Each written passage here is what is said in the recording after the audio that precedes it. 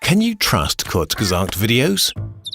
To answer this question, we'll first explain how we research them and then talk a bit about past videos and what we want to achieve with the channel.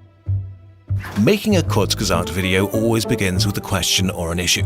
For example, after our meat video, many viewers asked about the health effects of meat on humans. We had no idea and were pretty curious too, so we just decided to work on it. The first step is research. We start by looking for books and scientific papers to get an overview and just read a lot. The plan is to find a story worth telling. Is there something surprising to learn? Is there a larger context or a new perspective? Or will it be an overview or introduction? Once we have the first readable version, we reach out to experts or scientists and ask them to fact-check and correct us. Often enough, they find a flaw or point us in the direction of contradictory research. At this point, many scripts die. If our idea does hold up, we continue working on it. This process can take weeks or months. Our loneliness script, for example, took over a year and a half to finish. The hardest part is being brief while not simplifying too much. It's much easier to write a long script than a short one.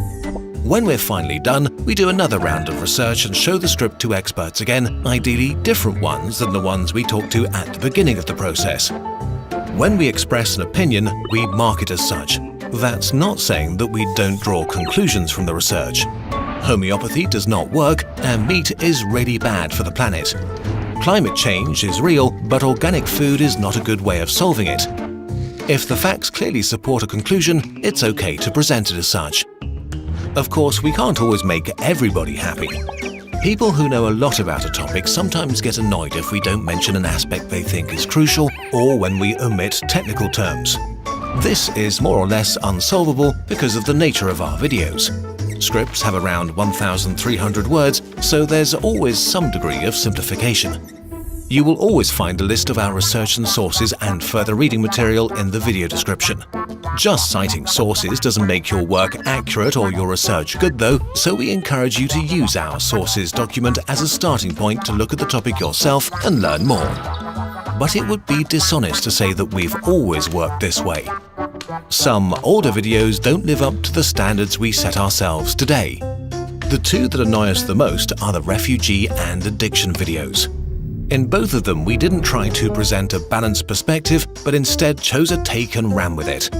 The refugee video was made with a deep feeling of angry frustration about the world at the high point of the 2015 refugee crisis. While we argued over quotas, dead children washed ashore on our coastlines. The script was written on one Sunday afternoon and illustrated and animated within a week. It was exhausting, stressful, and frustrating. We still believe it was the right thing for European countries to help, but it was absolutely unnecessary to be toxic about it. We insulted people and brushed away their concerns about real and profound challenges. The video was divisive and emotional at a time when the debate needed a calm and clear overview. The addiction video was based on only one source that has amassed a lot of criticism over the years. And unfortunately, we did not reach out to scientists or do extra research on the papers that were the basis for the video's thesis, that addiction is purely psychological and based on the life circumstances of the individual. This stance is still held by a number of addiction professionals, and we're not saying it's wrong, but a lot of others disagree, and it's not correct to present it as the truth. Addiction is far from solved, and our video should have reflected that instead of taking one side. We simplified an idea so much that it made a great story, but became distorting. Both videos were made over the span of 2 months, and they're two of our most successful videos to date. We had found a formula that really worked, but we never made anything like them again and have been discussing how to deal with them for a long time.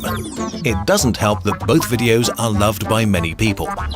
We want to be proud of our work, and these two videos don't make us proud. So today, we deleted them. It won't purge them from the internet, but that's not the goal anyway. Feel free to upload them elsewhere. We're working on a new addiction video that will take a look at the chemical and psychological causes. We'll take our sweet time with it, so please have patience. The refugee video is not up to date anymore, so we will not renew it. We're also going through our older videos to add sources, further reading and comments in the next few months. Nowadays, rather than trusting in mainstream institutions, we often look at creators on the internet for reliable information. We rely on the fact that they're careful and rigorous and not led by monetary incentives. And we expect them to acknowledge mistakes in public and work to minimize them. So this is what we're going to do. Trust is not a thing you earn once and then keep forever. You have to constantly work for it. So, can you trust Kurzgesagt? You can trust that every video we make is thoroughly researched and approved by different experts. You can trust that we know that we have biases and we try to overcome them.